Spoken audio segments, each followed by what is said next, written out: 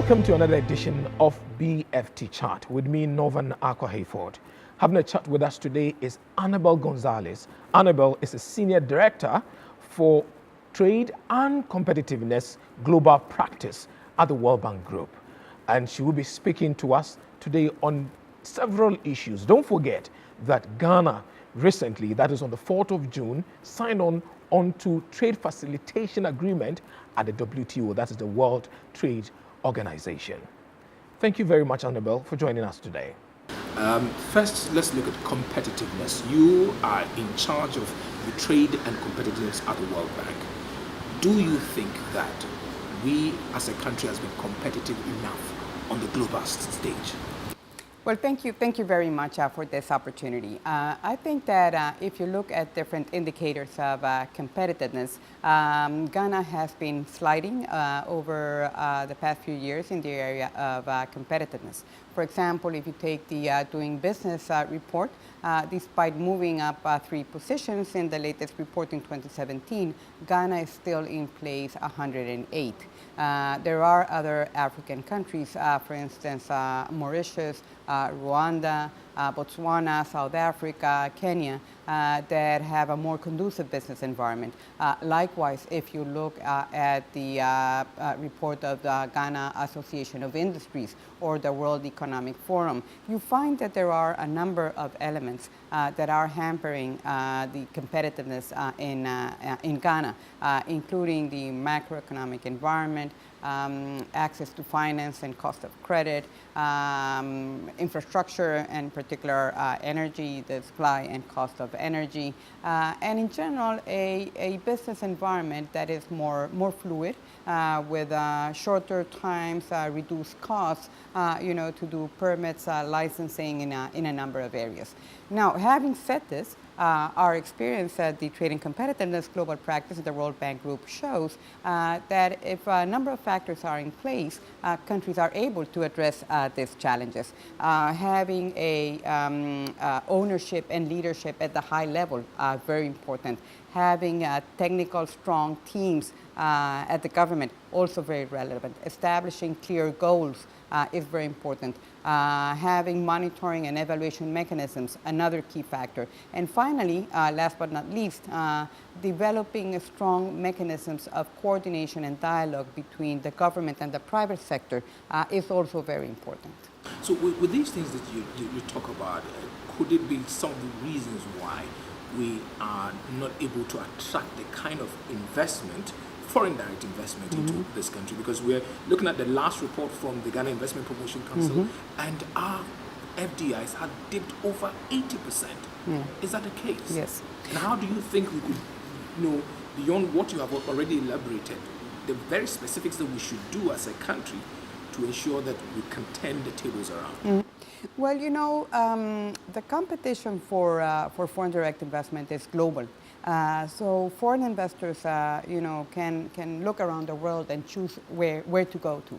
And in this sense, it is clear that an improved business environment and a more and stronger competitiveness are key factors for foreign investment to come into a country.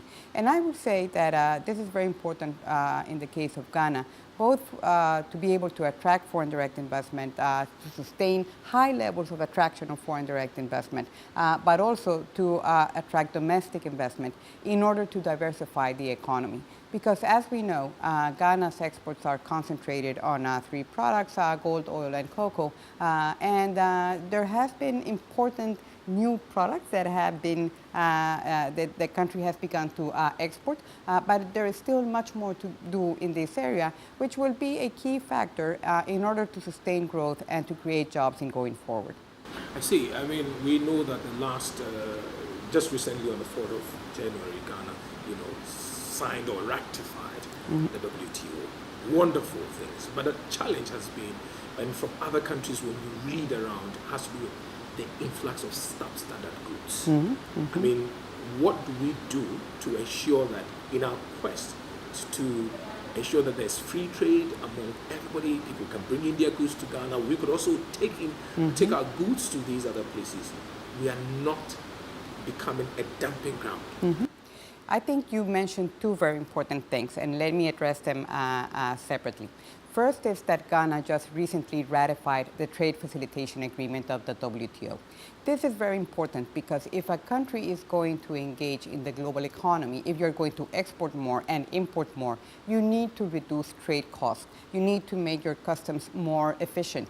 You need to reduce the cost and the duration of imports and exports. You need to promote border coordination at the border between government agencies.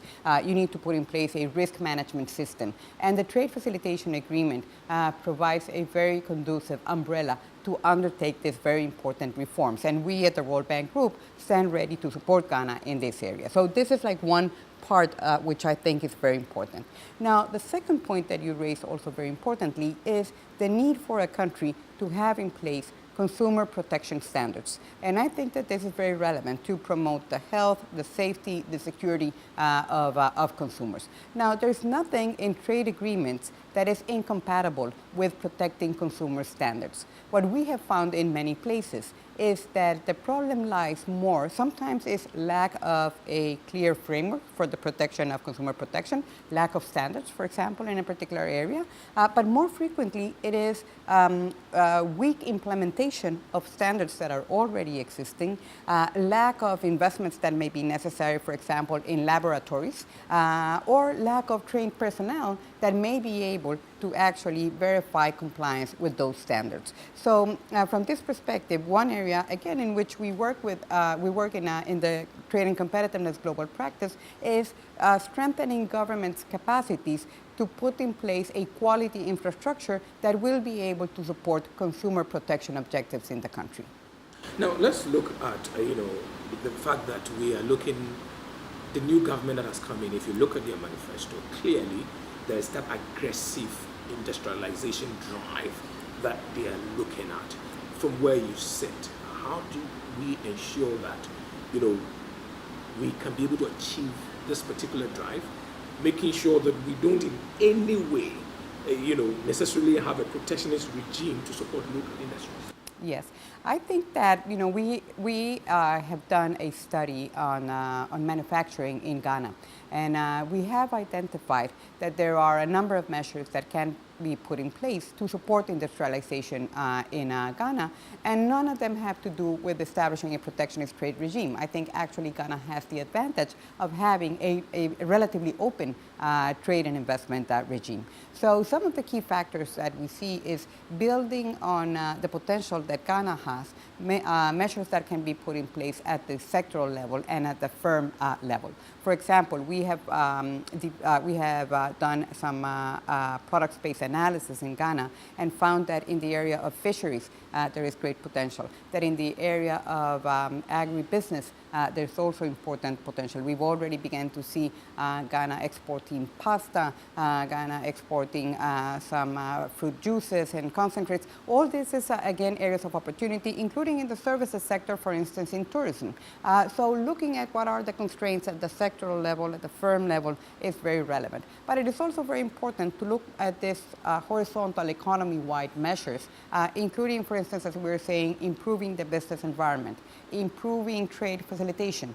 That's also key. Looking at some of the infrastructure, the energy sector is very important. One area that is that provides, I think, a great opportunity for Ghana in going forward is the new port terminal that is being constructed in the port of Tema.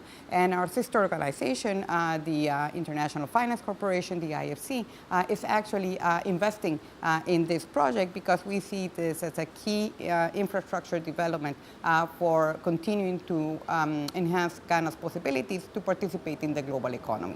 So we see, signs of great opportunity. We see important progress that is taking place, but we also see the opportunity to strengthen work in a number of these areas so that we can come back to the issue of not only industrialization in Ghana, but more broadly, the diversification of the economy, which is going to be key to build resilience, to sustain growth over time, and to create more and better jobs for Ghanaians. Now, you bring me to the economic diversification issue. How important do you think that is, or that should be, for Ghana at this time?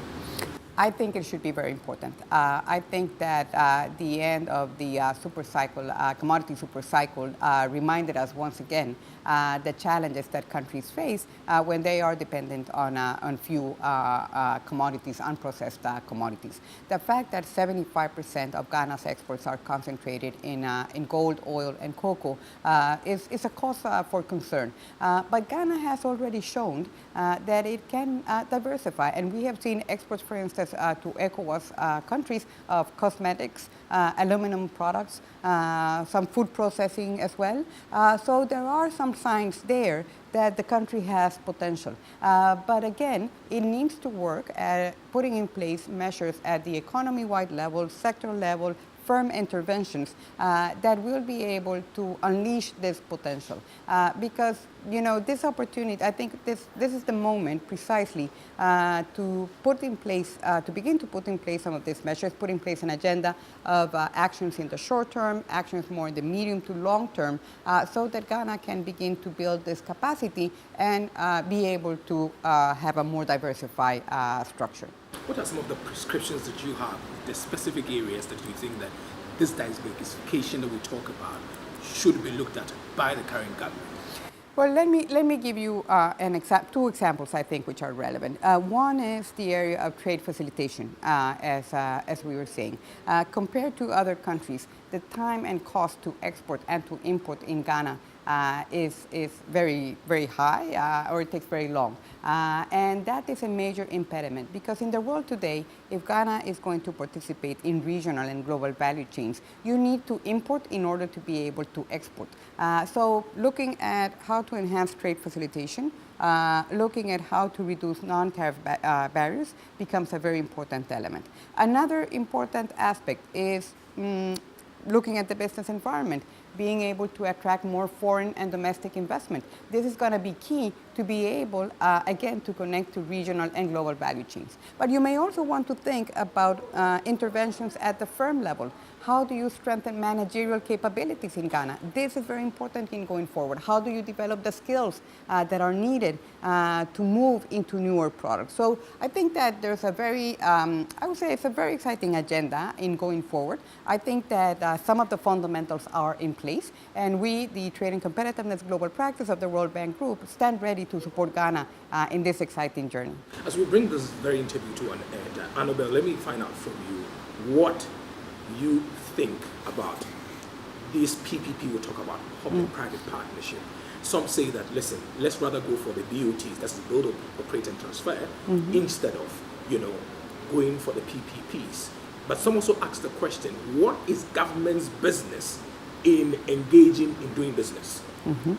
What do you think about it? What's the best practice that we should adopt as a country to ensure that whilst we want to create jobs, jobs are created, and that, you know, we don't also set up companies that later collapse? Yes. Well, you know, countries around the world, and Ghana is no exception, have important infrastructure gaps that need to be met.